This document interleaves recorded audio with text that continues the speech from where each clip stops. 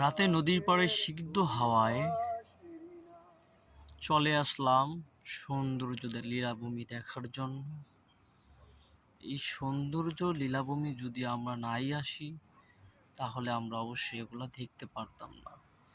মেঘলা আকাশের নিচে যখন আসি তখন এই সৌন্দর্যগুলো আমাদেরকে খুবই মনোমুগ্ধকর করে। হাজারো দিনের ক্লান্তি, হাজারো স্মৃতি নদীর পাড়ে আসলে মনে পড়ে যায় হৃদয়ের সেই গহীন অন্তরের মধ্যে। জীবনে লুকিয়ে থাকা হাজারো প্রেম, হাজারো ভালোবাসা, হাজারো প্রকৃতির সৌন্দর্য, মহান রব্বুল আলামিনের অশেষ যে নীলাখেলা, সবগুলোই নদীর পাড়ে আসলে অনুভূত হওয়া যায়। তা আপনারা যারা আসলে মনের মধ্যে খুবই কষ্ট লুকায়িত রাখছেন, অবশ্যই তাদেরকে আমি সাজেস্ট করব যে আপনারা নদীর পাড়ে আসেন। ভ্রমণে না যাইতে পারলে সারাদিন কাজকর্ম করার পর নদীর পাড়ে আইসা সিক্ত শীতল হাওয়া, বাতাসের দোলদোলানি, পাখির ডাক, কিচিরমিচির, মেঘলা আকাশ, সুপ্ত নির্মল পরিবেশ, চাঁদের নিচে বসে বসে আপনারা গল্প করতে পারেন, আড্ডা করতে পারেন। খুবই সৌন্দর্য লাগবে। যখন আপনাদেরকে এই সৌন্দর্যটা উপলব্ধ করবেন তখন বুঝতে পারবেন আসলে কি মানুষের যে সারাদিনের ক্লান্তি, পরিশ্রম, সব কিছুর মধ্যে একটা শান্তি বিরাজমান আছে।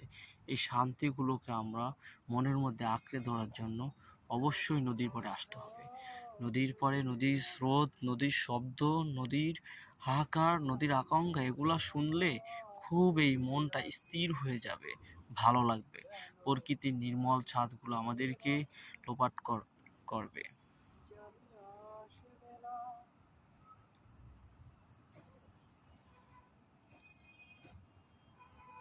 সুন্দর দৃশ্য, কত সুন্দর লাগতেছে। হ্যাঁ, পরিবেশটার দিকে তাকাইলে আসলে কি যে নিজেকে অন্যরকম লাগতেছে। আকাশটা কত সুন্দর মেঘলা লাগতেছে। হ্যাঁ, অন্যরকম একটা জীবদ্দশা অনুভূত হয়।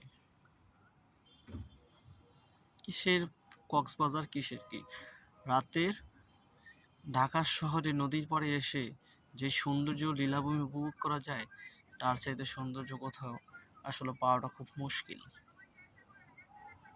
সবাই লাইক করবেন, শেয়ার করবেন, কমেন্ট করবেন।